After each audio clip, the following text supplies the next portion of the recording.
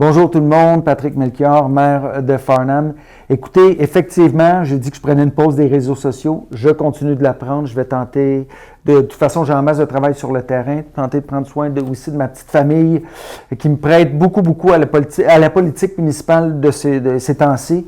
Mais quand même, je tenais à prendre quelques minutes pour vous faire une vidéo au sujet de la tourbière, qui est un sujet quand même émotif là, ces jours-ci. Je tenais à vous parler d'étonnant et aboutissant le plus possible. Je sais, ça va être une longue vidéo, mais je vous demande de prendre le temps, s'il vous plaît, de regarder, d'écouter cette vidéo-là, afin d'avoir le plus d'informations possible.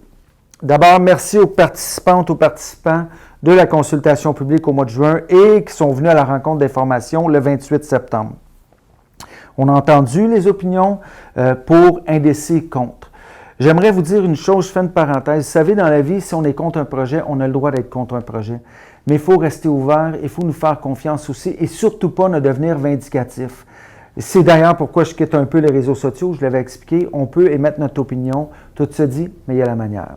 Ceci étant dit, le Conseil doit prendre une décision avec une vision d'ensemble pour le bien fondé collectif. Ça, c'est quoi? C'est la santé. C'est l'environnement, oui, en premier lieu, la santé, l'économie, l'éducation. Donc, puis parallèlement, à travers tout ce que je vais vous dire là, en parallèle, on va chercher aussi des fonds. Donc, s'il y a beaucoup d'argent qui nous arrive à un moment donné en cours de projet, bien évidemment qu'on prend l'argent, on protège tout, puis il n'y a pas de souci. Mais la notion monétaire est très importante dans ce que je vais vous dire pour la suite. Donc, aussi, je dois vous dire, on est au fait qu'une pétition va circuler sur les réseaux sociaux. Il y a un groupe de personnes qui veulent faire circuler une pétition, évidemment, contre le projet de la tourbière. Je suis pour la mobilisation, un tant soit peu que cette pétition-là parle de tous les tenants et aboutissants. Après ça, on verra. C'est contre le projet, mais pour demander aussi un référendum. Évidemment, vous comprendrez que le Conseil de ville est élu pour prendre des décisions. Puis à un moment donné, on doit les prendre. Je pense que le Conseil a fait preuve de beaucoup d'écoute à travers la population. D'ailleurs, peu de conseils ont fait ce qu'on a fait. On fait ce que nous, on a fait avec la consultation et la présentation du 28 septembre. Mise au point. Je vous garantis que le projet n'était pas décidé d'avance. Je sais que certaines personnes le disent. Je vous le garantis, je vous demande de me faire confiance. Jamais à mon âme et conscience, je permettrai qu'on mente à la population à ce niveau-là. Premièrement, les chemins qui servent sont là pour les véhicules qui vont passer pour le IGA et au prolongement de la phase qui se rend jusqu'à la tourbière. Même en ne réalisant pas ce projet-là, on doit avoir un chemin d'accès pour baliser les servitudes. Parce que si on ne le fait pas, il faut baliser à un moment donné. Ceci étant dit, je tiens à vous dire aussi que ce projet-là est dans les cartons depuis 2009 et qu'on a eu plein de rencontres. Je vais en reparler aussi. Là. Il y a eu plein de rencontres pour bonifier ce projet-là. Vous savez, on aurait pu aussi faire ce projet-là bien avant, tout raser et puis pas se préoccuper de la tourbière. Évidemment, ce n'est pas le choix que le Conseil voulait. La taxe, la fameuse taxe, on a entendu parler que la Ville allait imposer une taxe pour protéger de 125 $. Lors de la consultation, c'est un scénario qui a été proposé. Évidemment, dans le journal, l'information a été relayée disant que la Ville imposerait une taxe. Jamais, au grand jamais, le Conseil de Ville ou lors de cette présentation-là, on a signifié qu'on allait imposer une taxe. C'est un scénario qu'on a proposé. Je pense que c'est responsable de proposer des scénarios. À partir de là, maintenant, on y va ou on n'y va pas. Alors voilà. Puis, est-ce qu'on aurait pu proposer d'autres scénarios? Probablement. Le faire ensemble est très probant dans la vie et c'est ce qu'on tente de faire le plus possible comme Conseil de ville. Maintenant, quand on parle du bien fondé collectif, bien fondé, c'est quoi? C'est la mise sur pied d'un programme, le programme Façade. Et ce programme-là, je vous explique, là, ça nous permet de protéger le 4 300 000 pieds carrés, qui est la tourbière, qui est 300 000 pieds carrés, plus une autre grande partie.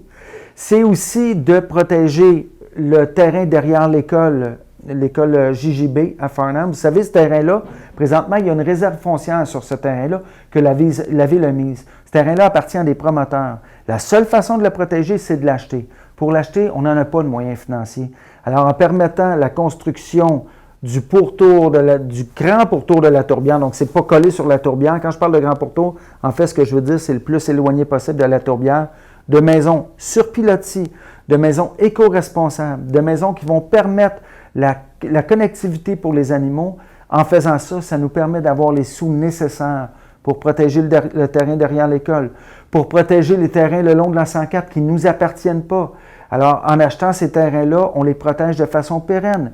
Ça nous permet aussi d'avoir un terrain pour l'école primaire qui est annoncé pour Farnham. Vous savez, la loi oblige les villes à donner un terrain. Alors, on se doit de donner un terrain. Comment on fait pour donner un terrain qui se doit d'être au sud de la 104? Ça fait partie des demandes aussi. Alors, il faut l'acheter, ce terrain-là. Vous comprendrez que pour pouvoir l'acheter, bien, ça prend des sous. Alors, voilà ce que ce programme-là fait.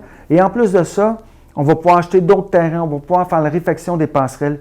C'est un levier économique, évidemment, mais on ne voulait pas que ce levier-là soit anti-écologique. On voulait que ce levier-là soit le plus possible éco-responsable.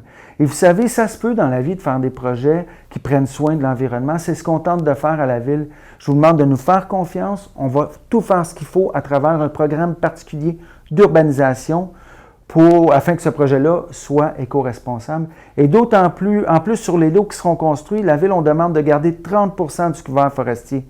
Ça veut dire là, qu'avec tous les territoires qu'on protège et le couvert forestier qu'on va protéger sur les lots, ça fait qu'il y a pratiquement, c'est comme à coup nul, si vous voulez, au niveau de l'environnement.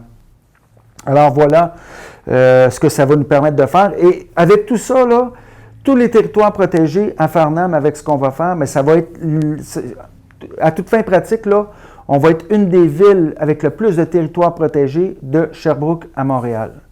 Je vous ai parlé de l'encadrement du projet. Il y a eu des études qui ont été réalisées par des experts, biologistes, géomorphologues, urbanistes, ingénieurs. Le ministère de l'Environnement était là pour évaluer la faisabilité du projet et les impacts environnementaux possibles. Aucune raison valable n'a été donnée là, pour abandonner le projet. Il n'y a aucune raison qui a été soulevée. Et je vous dis, on avait tous ces experts-là autour de la table. Je suis moi-même environnementaliste. Jamais je voudrais qu'un projet comme ça soit fait si on n'était pas certain que tout ait été mis en œuvre pour minimiser tous les impacts. D'ailleurs, on va même rajouter au niveau des zones humides parce qu'on va réussir, vous savez, il y a une rivière qui passe là, au bout du projet. Bien, avec tout ce qu'on va faire, de la façon que les terrains vont être faits, ça va permettre de réalimenter cette rivière-là.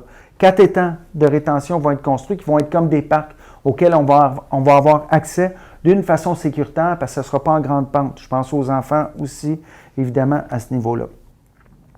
Alors, je le disais, la Ville va avoir mainmise complète sur le projet avec le programme particulier d'urbanisation. Et on reparle encore des territoires de connectivité pour les animaux, sentiers balisés où on va pouvoir réellement se promener dans la tourbière, non pas dans le cœur de la tourbière de 300 000 pieds carrés, parce que ça, c'est vraiment une zone protégée. L'autre zone, pour le moment, elle est protégée aussi, on ne doit pas y aller, mais en balisant, en ayant encore les moyens financiers de baliser, ça va permettre à la population farnamienne dans son entièreté d'en profiter. Capacité d'eau, on a entendu parler de la capacité d'eau. Présentement, Farnham utilise 7000 mètres cubes d'eau par jour. On peut aller jusqu'à 20 000 mètres cubes d'eau. On ne se rendra pas là. Puis ça, je parle même en fournissant Ange Gardien. On ne se rendra pas là, soyez-en assurés. Ça nous donne une bonne marge et jamais on ira jusqu'aux 20 000 mètres cubes d'eau par jour. Au niveau de la circulation, il y a eu des questions. Une étude faite par le MTQ, le ministère du Transport du Québec, a été faite. Il y aura un réaménagement de la rue Jacques-Cartier qui sera fait.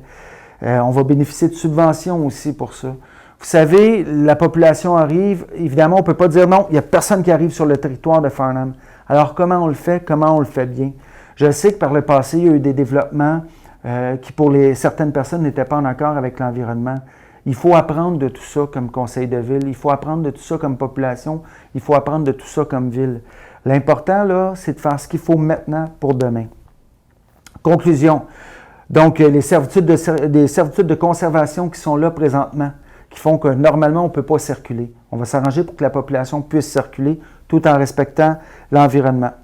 L'état de la tourbière se dégrade, évidemment, on se doit d'agir et je vous garantis qu'en construisant autour de la façon qu'on veut le faire, c'est pour protéger la tourbière, ce n'est pas pour lui faire du tort ou faire que ça sèche de façon prématurée.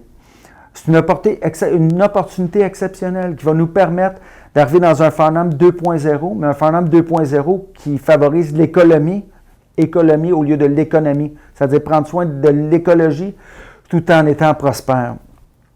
On ne deviendra pas, je l'ai dit, une métropole de 20 000 habitants. Je réitère, nous ferons tout en respectant la nature.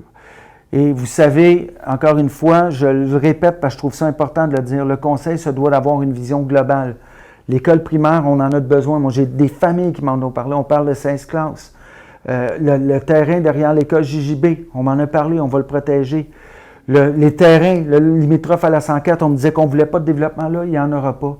C'est ça aussi qu'on doit prendre comme décision. Alors moi, comme conseil de ville, si je pense à l'ensemble de la population, c'est vers là qu'on va.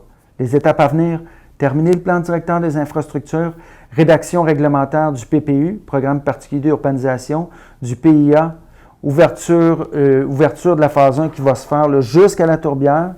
Puis après ça, la Ville va vendre des phases de développement en choisissant les promoteurs. Il n'y a pas de promoteur qui est connu présentement. On a entendu beaucoup de rumeurs. Il n'y a pas du tout de promoteur parce qu'on sera très sélectif pour la sélection des promoteurs. Alors voilà les étapes à venir. Si vous avez des questions, n'hésitez pas à venir nous en parler directement. Vous savez, la meilleure façon d'avoir des réponses, c'est de venir nous en parler, venir nous poser vos questions. Mais soyez assurés là, qu'on veut nécessairement le bien de la population farnamienne. J'ai 2 enfants, moi, puis je pense que le futur, là, il faut que ce soit un futur qui est probant. On comprend déjà tout ce qui se passe au niveau de la planète. Alors, c'est clair qu'on va en prendre soin. Puis je vous le dis, là, on va prouver à tout le monde qu'on peut faire ce développement-là en prenant soin de la nature. Merci beaucoup.